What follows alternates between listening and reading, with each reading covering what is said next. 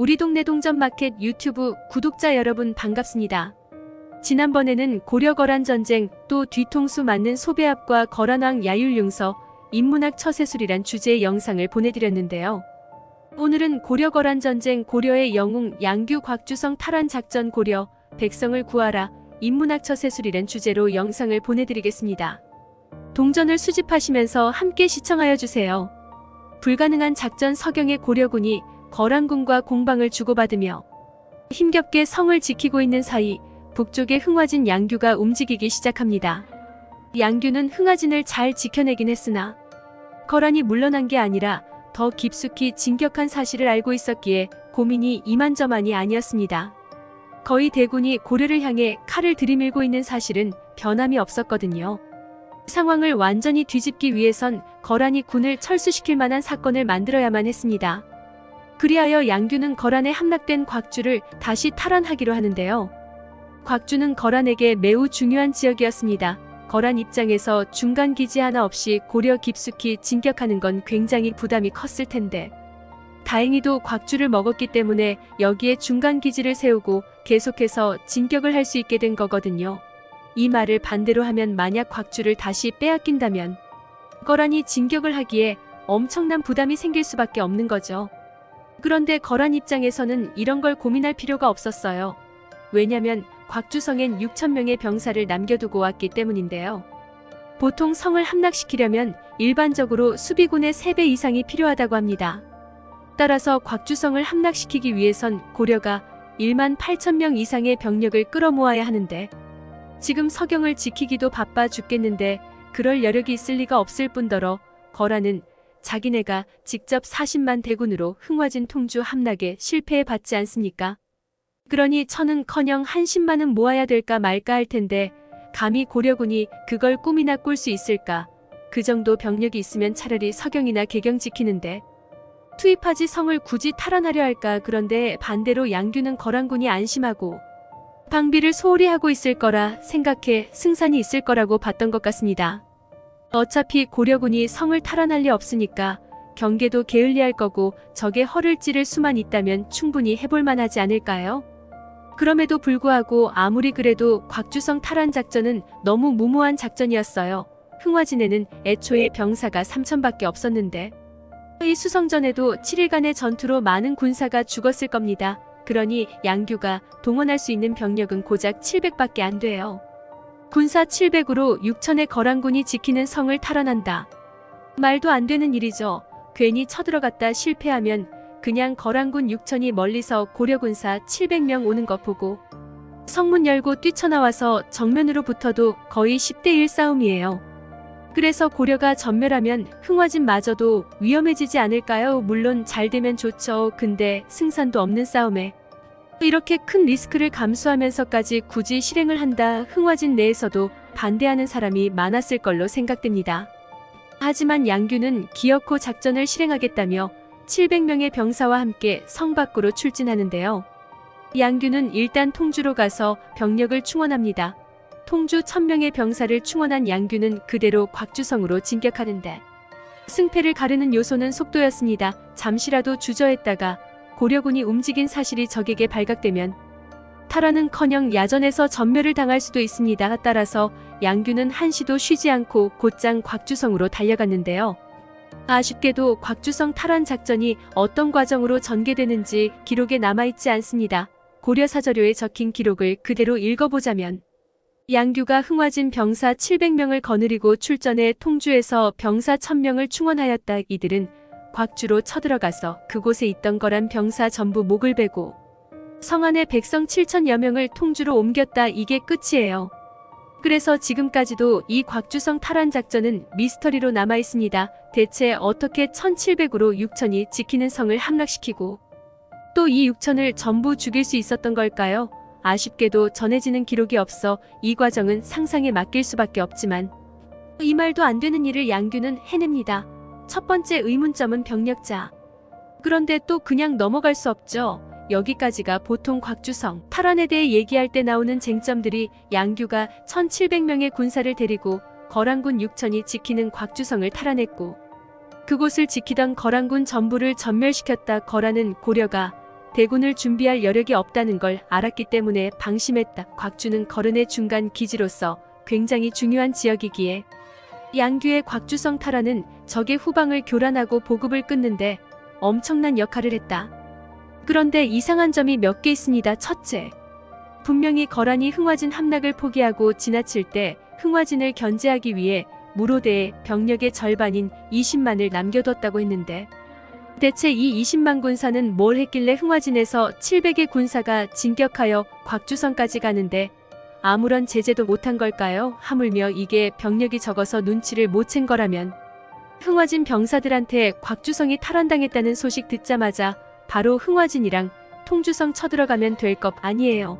거기 병력은 줄었을 테니 말이죠. 이 20만을 거란이 회수했다거나 어디로 움직였다는 얘기가 없습니다. 저때 그냥 거란 군사 20만 명을 남겨두고 갔다 하고 끝이에요. 뒤로 등장하질 않아요. 그냥 증발해버린 거죠. 거란군의 40만 얘기엔 야율융서가 처음 쳐들어올 때랑 무로대에 20만 남길 때만 나오고 그 뒤론 전혀 안 나옵니다. 그래서 거란의 실제 병력이 40만이 아니라 20만일 수도 있단 얘기가 나오는 겁니다. 그런데 보통 그냥 회수했지만은 전부 서경으로 갔고 무로대 병사가 없어서 양규가 움직일 수 있었다라고 보는 거죠. 그래요. 이건 그렇다 칩시다. 근데 의문점은 이게 끝이 아니에요. 삼수채 전투에서 고려군 30만이 투입됐는데 이 중 3만이 죽었다 했죠. 통주성 근처에 있던 병사들은 코앞에 통주성으로 들어갔을 거고 곽주성 쪽으로 도망친 병사들은 곽주성 들어갔을 겁니다. 삼수채 전투에 참여한 장수 중에 서경성에 있는 장수도 있는 걸 보면 서경성으로 들어간 군사들도 있겠죠. 아님 뭐 그냥 흩어진 병사들도 있을 거고요. 그럼 어쨌든 지금 27만이 살아남은 건데 얘는 도대체 어디로 갔길래 아직까지도 등장을 하지 않는 걸까요? 만약 이때 통주성으로 들어간 군사들이 통주성을 지킬 때 활약을 했고 그 뒤로도 통주성에 남아있었다면 양규한테 합류했을 가능성도 있지 않을까요? 양규의 직함은 서북면 도순 검사입니다. 지금 전투가 한창인 서북면에서 최고의 장수예요. 그러니 이 병사들이 통주성에 있던 어디에 있던 양규에겐 이들을 지휘할 권한이 있는 거죠. 또 만약 진짜 1700명이 맞다고 해도 6000명이랑 싸우면서 고려군도 어느 정도 피해가 있지 않았겠습니까? 의 뒤로 병사수에 대한 얘기가 없어서 보통 쭉 이어지는 양규의 활약이 전부 이 1700명으로 해냈다고 하는데 중간중간 분명 병사의 손실이 있었을 텐데 이걸 정말 충원을 안 했을까 싶기도 해요. 이후로 양규의 활약을 보면 1700명으로 이 모든 걸 해냈다고 보기엔 말이 안 되는 지경으로 너무 대단하기 때문에 아마 삼수채 전투의 패잔병들을 일부 활용하지 않았을까라는 추측을 해봅니다. 근거라고 하긴 좀 모한데 고려사 기록을 보면 12월 16일에 큰 유성이 곽주에 떨어졌다라는 기록이 나옵니다. 그리고 고려사 저료에서 정확히 같은 날인 12월 16일 기록이 위에 말씀드렸던 양규가 곽주성을 탈환했다는 내용이에요. 자, 이걸 왜 말씀드리냐면 고려사저료 12월 19일 기록에 서경의 신사에 갑자기 회오리 바람이 일어나더니 거란의 군사와 말이 모두 넘어졌다라는 기록이 나오거든요. 좀 이상하지 않습니까? 회오리 바람, 근데 그것 때문에 거란 병사들이 쓰러져. 그래서 이걸 누군가 거란군을 습격해서 큰 타격을 주었다라고 해석하시는 분도 있습니다. 지금 서경성은 성문을 걸어 잠그고 지키기 바쁜 와중에 서경성의 군사들이 밖으로 나왔을 가능성은 적은 것 같고요. 아마 수채성 전투 때 살아남은 군사들이 밖에 있다가 지원을 온 거 아닌가라고 생각하거든요.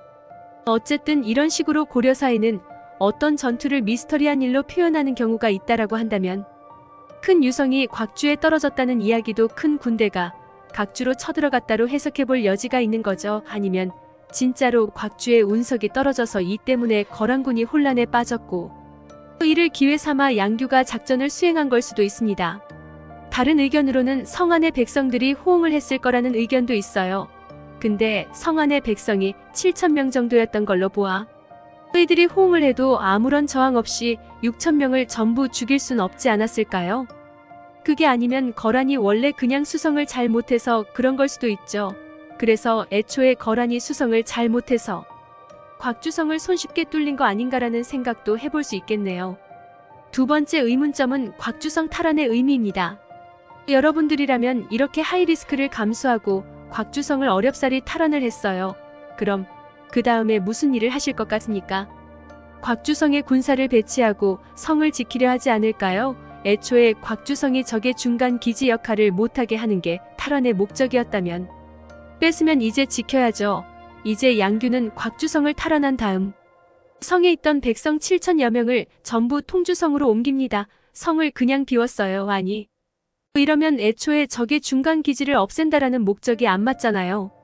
거라니 다시 군사 보내서 다시 곽주성에 넣으면 되는 거 아닙니까? 게다가 사실 곽주보다 큰 도시인 안북 대도호부가 이미 거란한테 넘어갔기 때문에 곽주성을 차지한다고 해서 적의 중간 기지가 사라진 것도 아니에요. 그래서인지 야율용서도 곽주성 탈환당했다니까 별 신경 안 쓰고 그냥 쭉 직진하거든요. 그럼 곽주성 탈환의 진짜 의미는 과연 무엇일까요? 저는 양규가 백성을 옮겼다는 걸 보니 백성을 구하는 게 진짜 목표였을 거라고 봅니다.